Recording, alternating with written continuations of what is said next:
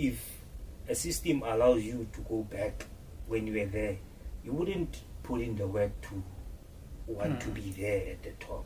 Do you understand? So I think it's something that needs to be relooked into, so that it's clear. And then you have to say, if you are from here, well, once you go there, there's no coming back. To give it the benefit of the doubt, I'm gonna be looking at it and watching it in a positive manner, hoping that it really gives us something that we all are hoping for and what was promised to us as cricketing lovers. Okay, you brought in a very important factor when you talk about the willingness, because we may sit here and be advocate for these players, but then when they don't pull in the weight, what's the use? Dumelang, my name is Kgatliso Olorato. It is a great honor bringing you this exciting episode. It is the first episode, so we just decided that we are going to take it easy. I'm not going to be doing this alone, though. I'm with someone who knows cricket. I think you know cricket better than me. Bakang Phale. Welcome to the boundary line, sir. Thank you very much. And hello, everybody. As he's alluded, Kgatliso here. My name is Bakang Phale, and then I'm a cricket lover. So I'm excited to be bringing you this exciting episode of the Boundary Line.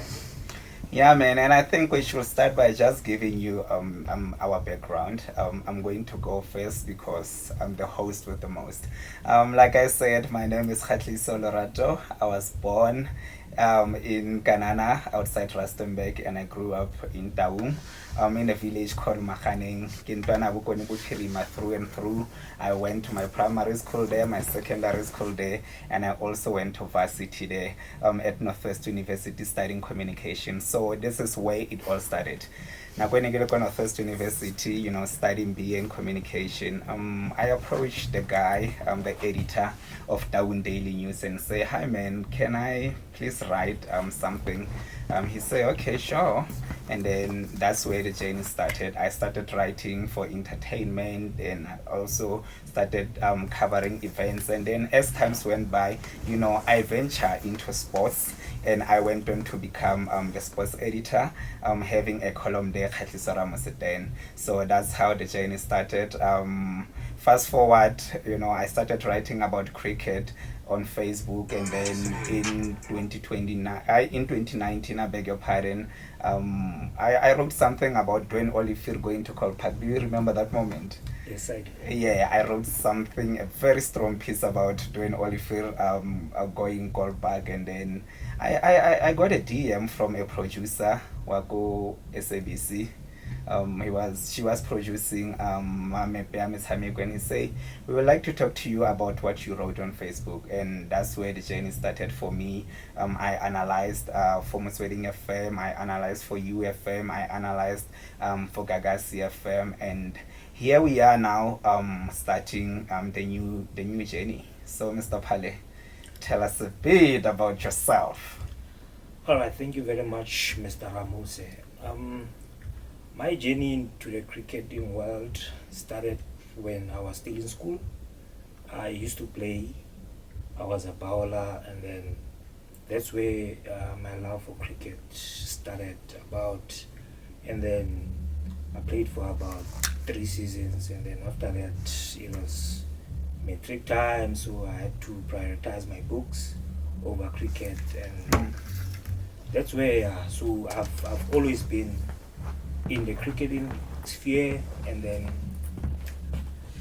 so I've always loved cricket. So my world in a nutshell revolves around cricket, and I met this wonderful gentleman through my cousin back in Taung, and then ever since then we've been, and then having something in common, which is what we're doing right now, which is cricket. That's our language. So that's my little bit of a bio. I came into cricket because I loved it, and I still love it, and So you're a bowler, ne? Yes. What was your career best? Let me bring quickly my stats. I think I took 4 wickets for less than 10 runs, and then I remember I was playing in Orkney against Orkney Cricketing Club, and then after the game, their coach approached me and said, amongst them all, I was the best of the bowlers, and it was an honor to be recognized by someone you don't know. Oh, okay. I never played cricket. If there is something I'm good at, it's writing. It's media. That's what I do best. And funny enough, I became a cricket analyst. I went straight to the SABC, without even stepping into a cricketing stadium. And I know there are a lot of people who used to say, yeah, when you analyst, you're couch analyst, but here we are now. So done with the bio. Let's get into the business of the day. And then I just want us to begin. We are taking it light, remember. I want us to begin, at Cricket South Africa. A lot has happened. We've seen the backlash when Kgatliso Olorato was the only black player who was selected at the T20 World Cup. And then the conversation started, and the board asked the Director of Cricket to come and come up with a plan, as to why Kgatliso Olorato is the only black player in the squad. And then a conversation started. But before we go there, I just want to gauge your feeling about that World Cup squad, and particularly Kgatliso Olorato being the only black player. Okay, thank you. Obviously there were a lot of questions surrounding that KG being the only one, the only black player in the squad, and obviously when that happened, it sparked a lot of questions as to why. And then obviously with us trying to move in a positive direction towards transformation and having more players of color into the national setup, it came as a concern to us as to, are we really ready to gravitate towards that, or there's still a long way to go for us. So because with our cricket, it's there is no gray area. It's either you're black or white, and I think, and I also believe that we will get there. We will get to a point whereby transformation is no longer an issue, as the rugby or the Springbok, it's no longer a question. We can play a team that is 99% white, and it wouldn't be an issue. So from what I've managed to gather, Bakang, is that Enoch Nkwe, who is the Director of Cricket, presented some sort of plan. I remember, talking to you and say, so we are post World Cup now. We don't know. We are none wiser as to what is that plan. Are you seeing something that says we are onto something here? You see, the very same question that you have, Mr. Olorato, it's the same question that's on everybody's mind. And then we are yet to see when is it gonna be rolled out, or is it in motion, but we don't know the plan itself, because as he said that there's a plan for 2027 to get more players of color into the national setup. So we don't know if they are still in planning on it or what. So to be honest, I haven't seen anything yet, and nothing is showing. Oh, okay. There is a word, after the World Cup, depth.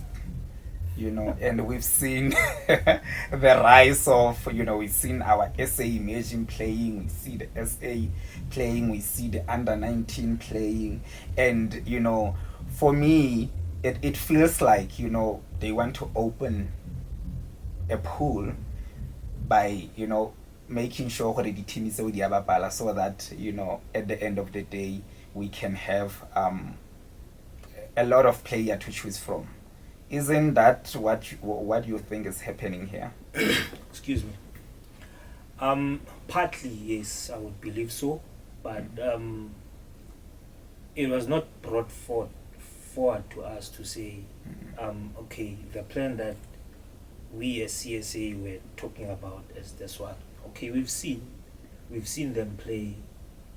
SAA recently played against Sri Lanka here at home, and then in that unofficial test, and then SA Imaging played against Zimbabwe. Yeah. So yeah, we've been seeing that happening, and then to be quite honest, when we are to bring depth into this conversation, I think it's still a long way to go.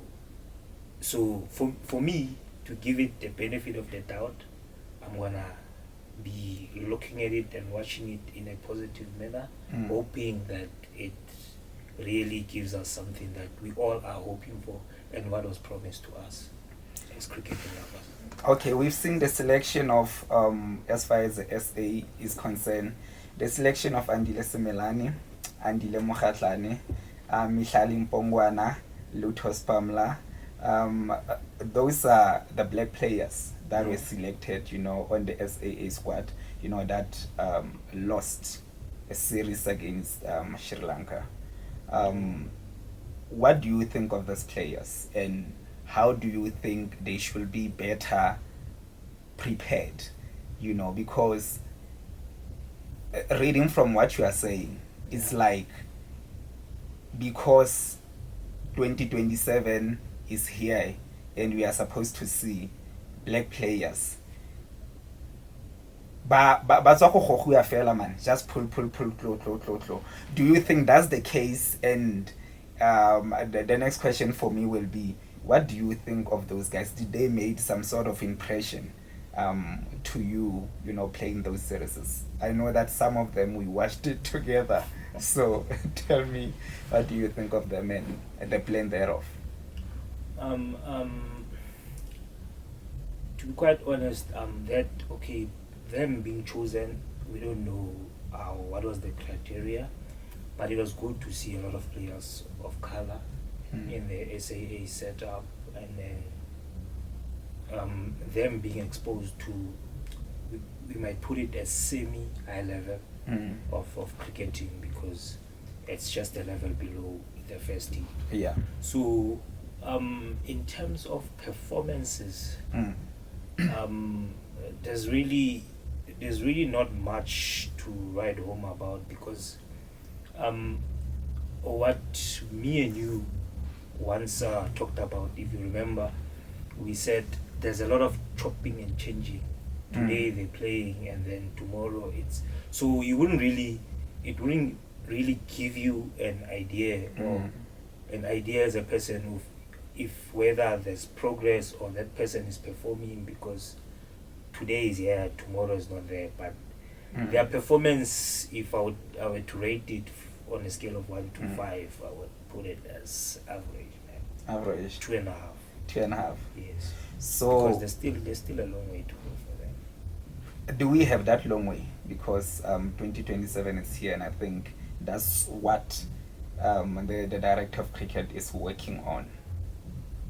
I wouldn't really like to dwell on what the director said, but I think there's sufficient time, and they can be exposed to a high level of cricket leading up to 2027. So there's still a chance, and I do believe, I'm a firm believer that there is hope that they can be curved to the best players that they can be, because there's potential in all of them. If you can see that not one of them you can say no, this one is not decent. Yeah, they you did not give them 0. Yes, so 2.5 is something to work on. Yes. So now what's left is to nurture them and guide them through.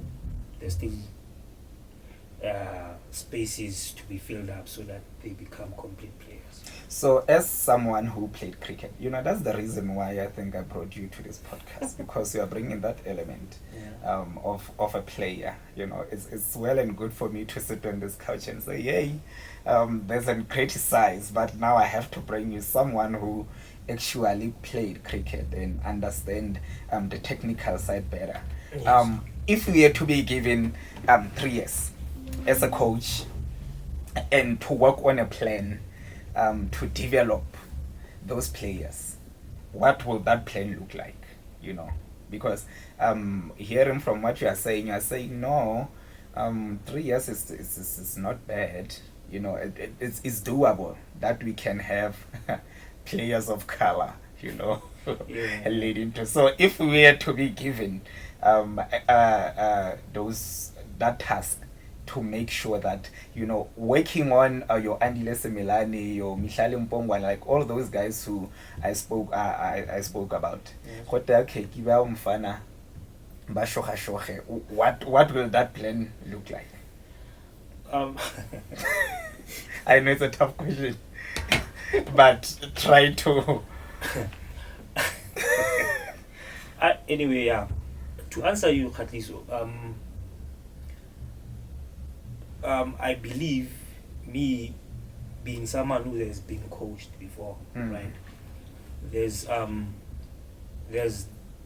things that a coach sees in you, and then obviously when you are being selected, there's like your strength, which it's an area whereby you need to. Okay, that's an area that brings you into the first 11, and then as into develop a player to be at the peak of his performance, or for him to be a complete player, you need to get them to, let's say, a high performance facility. Yeah.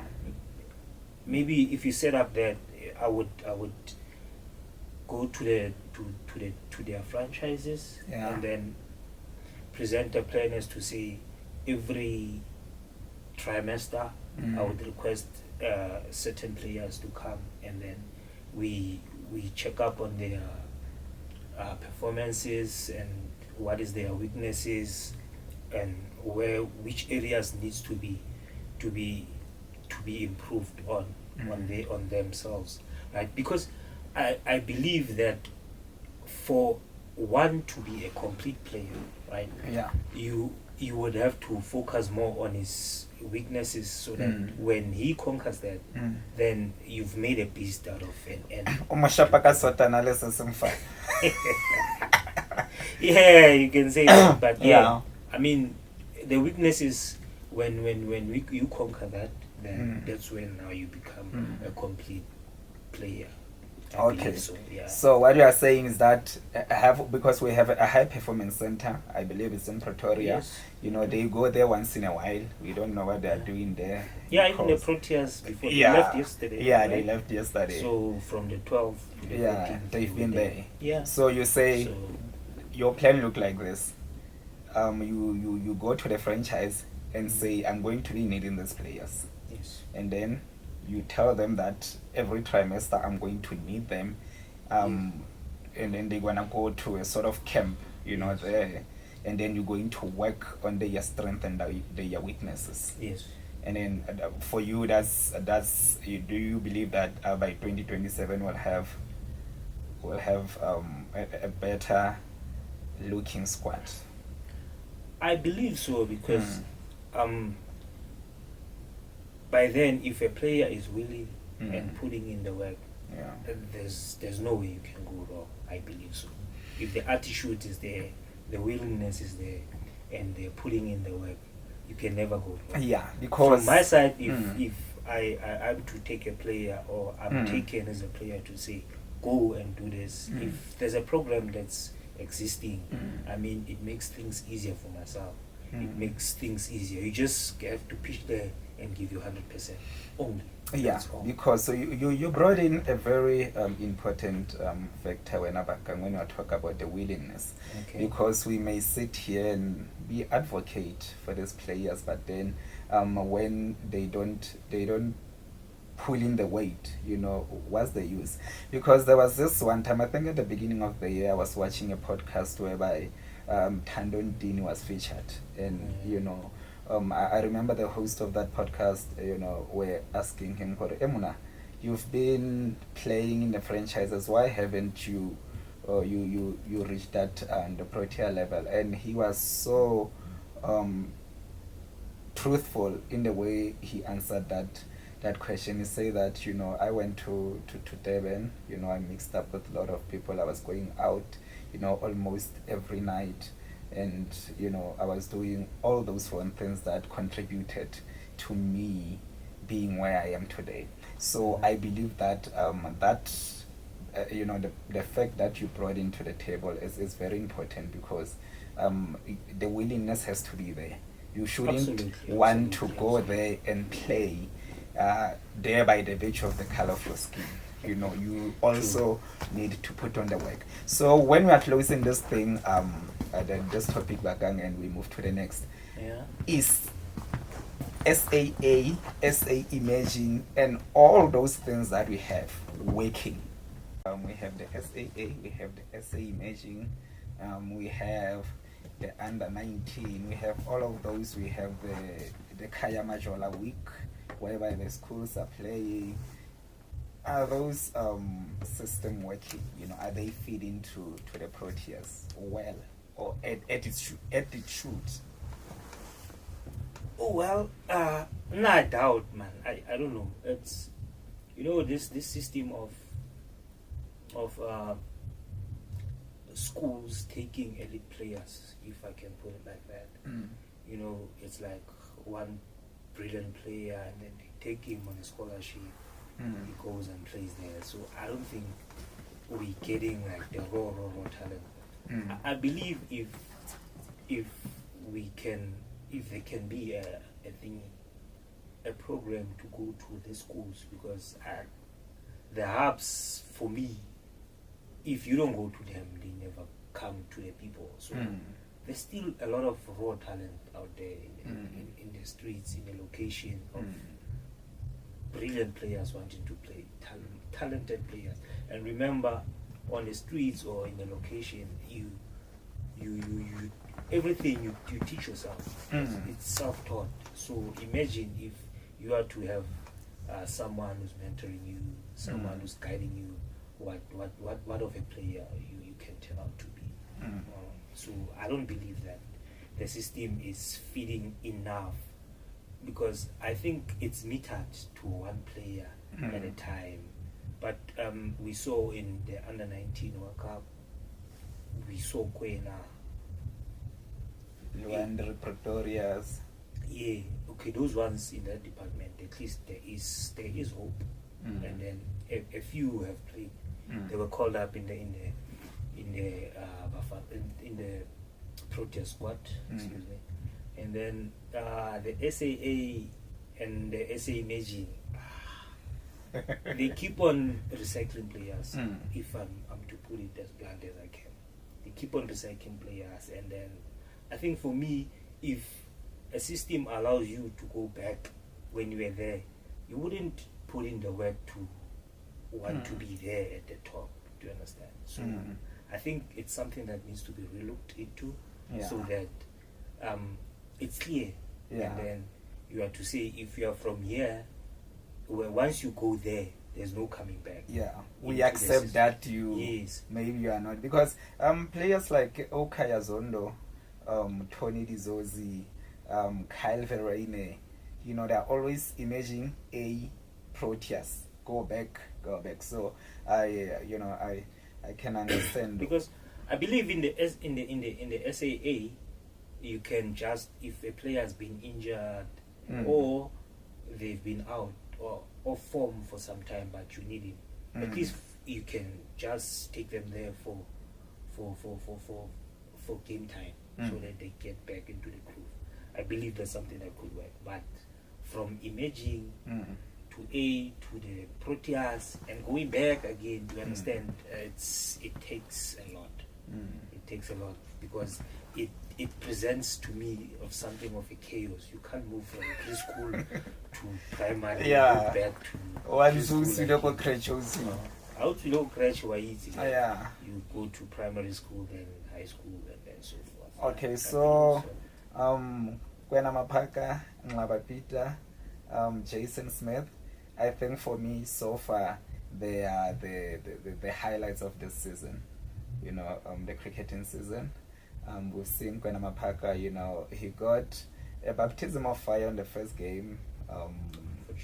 And then he's still young, he's still a lot to learn. And Nglaba Peter, he did very well playing for the Lions. He got a couple hours there. And we saw Jason Smith, you know, scoring 91 on the last game that the Protea played. So I think those are, you know, the positives of this season. You know, what are yours? My positives, the imaging of Ngaba Peter, it's phenomenal. It's you know, I get goosebumps watching him play because you can see where he plays. It gives you that it's a healthy environment where he's playing. So when he goes to the Proteas, it did come about, and then you understand because you can give him the clue that you know it's the first time being called out to the Proteas. You really cannot expect a lot, but it did give us some glimpses of what can he be if he goes on and gets like your experience going up and stuff. And then Kwena, we know what happened with that guy that I don't want to mention in the IPL. I mean, he's a young boy. He's a young boy, and then fresh off the World Cup, the Under-19 World Cup, and then he took wickets and whatnot. So going a level higher, and then you are bound to make mistakes. You are bound to learn from them. And so I think instead of you encouraging him, you cannot step on his head. Like and I think the IPL is high level more than the national team, because that's where you get the concoction of all the best players in the world playing for one team. Exactly. So how do you judge as a teenager for his first game just being benched like that? But anyway, I'm hoping that he took it as positive criticism and then he's willing to grow.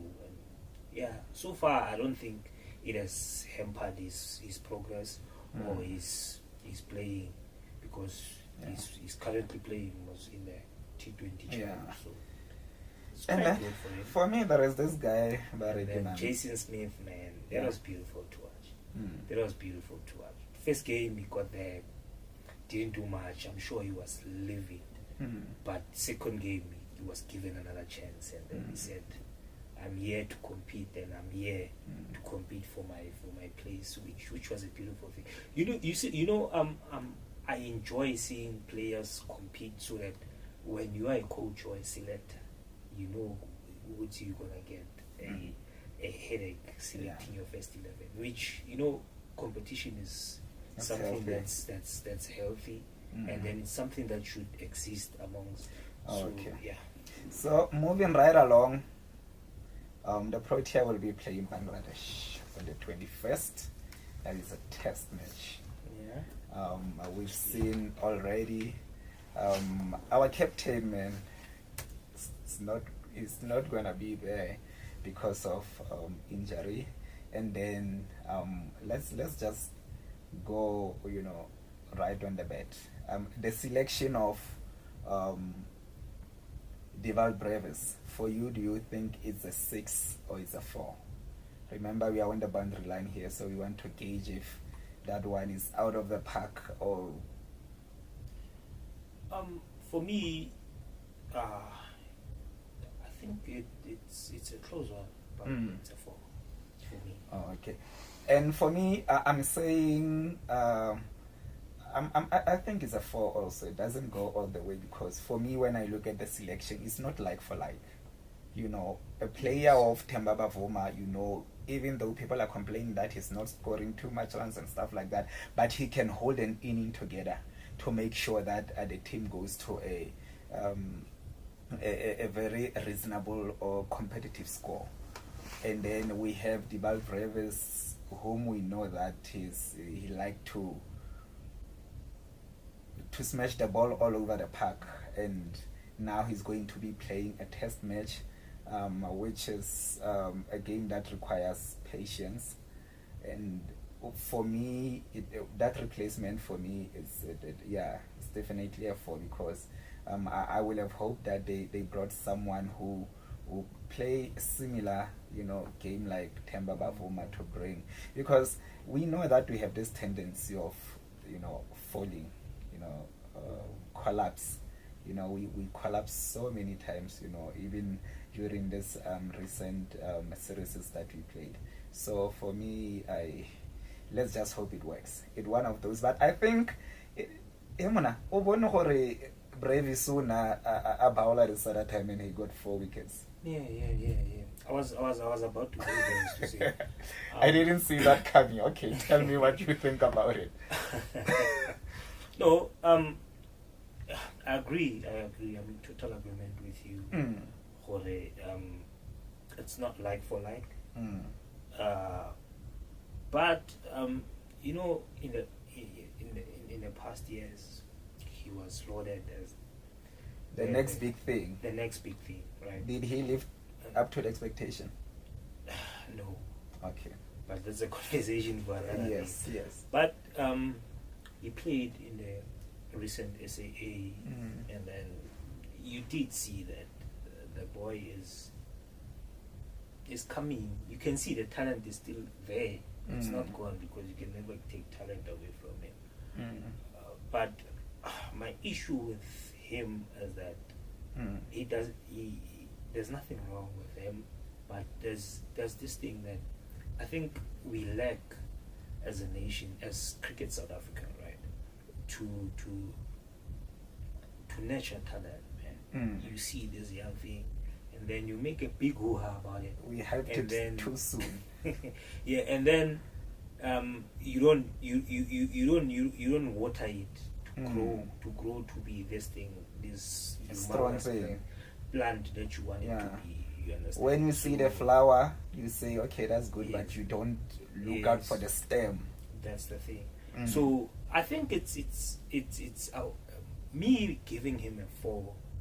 It means I'm believing that he can do better, and then this is a platform for him to say, guys, I'm here. I want to play, right? So I believe he would. And then taking another aspect that we are going to the subcontinent, to Bangladesh. So sometimes pace is not effective. So him bringing him being as an additional, is not an additional but someone who you can turn to when things don't go away. So I think that element in itself brings about him. I'm giving him a nod. Okay. Talk to the squad now. Talk to the Proteas squad that has been selected. Proteas squad, gentlemen, I believe everyone is there deservingly, right? And then if there's one thing that I would ask from you is that, guys, we all are equal, and then we need to make decisions that will benefit the whole team, not individuals. So let's play according to what the situation requires, not for personal accolades or for personal glory. So in that way, I think we can humble Bangladesh easily, and then seeing that they would think we're not an experienced squad, right? But I believe we can pull this one off. We've got Aiden. I think he's the most senior guy, the captain. Yes. Yeah. He's the most senior guy. I think his element of seniority, it can come along and then guide the boys where there's a need. And then Tony Dizozi, they are grooming him to be the next senior one. So, and then Keshav he's been there, he's been around. So Keshav is there. And then the likes of KG, he will be there to guide the boys. And the presence of Temba, because he's traveled with the squad, so the presence of him being there, I think it might play a huge role, his presence, because everyone needs to be guided. You are not infallible as a player. You know who I'm excited for? Those two players. Okay. David Bedingham and Andrebega. Yeah. David Bedingham, when the chips were really down for Brother, the Proteas, tell me about it. He just decided to be patriotic, which is something that is lacking for so many people. And that's what I'm saying. So imagine if our top 5 would do that. Where would we be as a team? I just want him to succeed. And Nandribega is very exciting. There is just excitement about him. KG Rabada, Nandribega. And he's young, quick. Yeah. And, you understand. He got this look, when he look at the better like this, hey man, he's about to get down. Yeah, no. I'm excited. I'm excited about him as well. And then we're just hoping that Tristan Stubbs, he keeps on because he's been a revelation when we are down. Yeah, when the chips are down, then he will lift the Proteas up, and I think I'm loving what he's becoming. And okay. If needs be, he becomes a senior. Yeah. So lastly, we've been talking. Lastly, the Protea women, they are doing an amazing thing. And here's the thing, and I believe in fantasy. That's good. It's or good. Whatever you call it. They played at the semi-final, and then on the next tournament they went to the final, and then this tournament they are going to the semi-final. Okay, do you think that now this time they will go all the way? Brother, it goes without question. I believe tomorrow we're going to be experiencing a final before the final.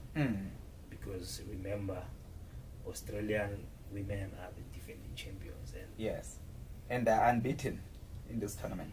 Yeah, but everyone is beatable. And then I can put my head on the block that tomorrow is the day that they're going to lose their first match and be tapped out of the competition. And we're going to march all the way to the final and take it. I believe so. I'm a firm believer. I've seen how they've been playing. Yeah. Positives. Bodongu, Merzen, Cup. They've brought their A game. So I believe we'll go all the way. And then it takes great preparations from the players and the coaching staff. And they must also believe that this is for ours to take. Then if those things merge, I'm telling you, we're going all the way. So I have no doubt that we can go all the way.